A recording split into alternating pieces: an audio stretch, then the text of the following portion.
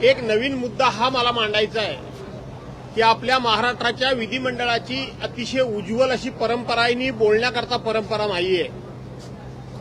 सत्ताधारी पक्ष आणि विरोधी पक्ष यांनी परस्पर एकमेकाचा मान सन्मान राखला पाहिजे, त्याच्या अधिकारांचं रक्षण केलं पाहिजे. परंतु या अध्यक्षांकडून आणि या विधिमंडळाकडून या सरकारकडून इतका जुलूम आणि इतकं चुकीचं काम होतंय.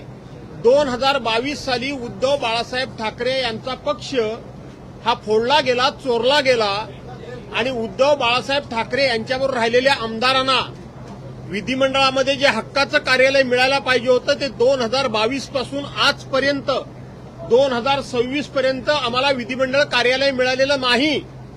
आज विधानसभेतला सगळ्यात मोठा विरोधी पक्ष हा शिवसेना उद्धव बाळासाहेब ठाकरे हा पक्ष आहे.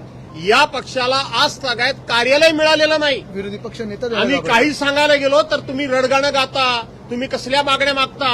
लाजा वाटल्या पाहिजे सरकारला, लाजा.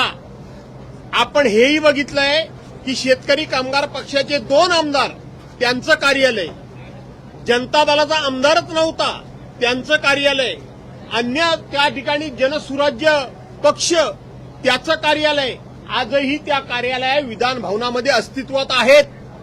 आणि ज्या पक्षाचे सगळ्यात जास्त विरोधी पक्षाचे आमदार त्या पक्षाच्या पदाधिकाऱ्यांनी, कार्यकर्त्यांनी, नेत्यांनी 1000 वेळा अध्यक्षांच्याकडे जाऊन विनंती करून पत्र देऊन सुद्धा आज तक कार्यालय मिळालं नाही.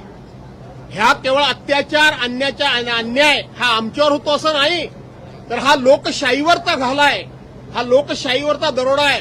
हे दरोडेखोर लोक आहेत आणि म्हणून केवळ आमदार खासदार पळवून दरोडा घालत नाहीयेत, तर आमच्या विरोधी पक्षाच्या हक्कांवर पण दरोडा घालण्याचं काम यांचं होतंय. किती सहन करायचं, कसं सहन करायचं, कसं विधिमंडळामध्ये बसून कामकाज करायचं, कसा नाहिरे वर्गाचा आवाज उठवायचा.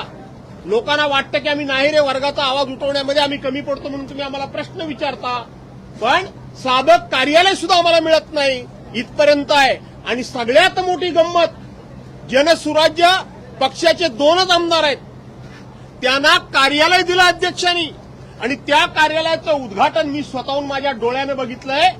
राज्याचे मुख्यमंत्री आणि विधानसभेचे अध्यक्ष जाऊन उद्घाटन करतात.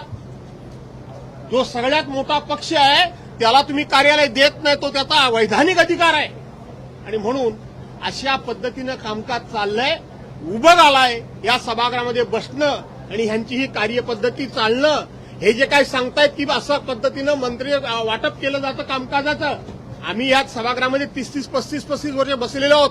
अध्यक्षांनी एक उदाहरण दाखवा चला की तो खरोखर मंत्री गैरहजर असेल एकाच दुसऱ्या दिवशी, तर तात्पुरता त्या कामकाजाचा कुठल्या तरी एखाद्या मंत्र्याला तात्पुरतं पत्र दिलं जातं आणि ते अध्यक्षांना अवगत केलं जातं.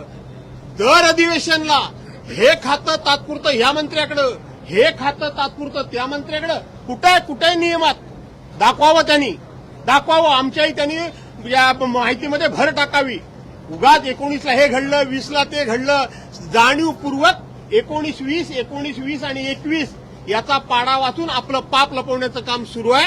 आणि म्हणून या हत्याराच्या विरोधात आम्ही बाहेर आलेलो आहोत.